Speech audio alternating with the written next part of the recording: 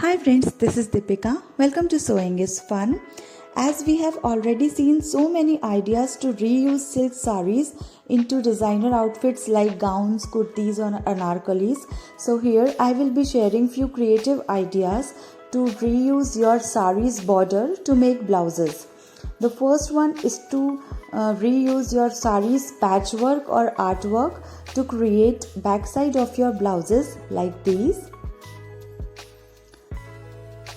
Next, if you have thin border, you can use it as a lace in your blouses, both in the front and the back sides.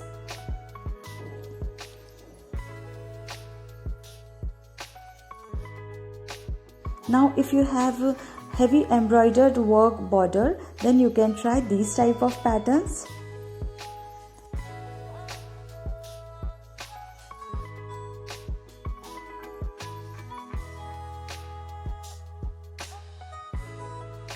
Last but not the least, if you have enlarged border in your old silk sari, you can make the front side of your blouse like this, or you can also join the border to cover your front side.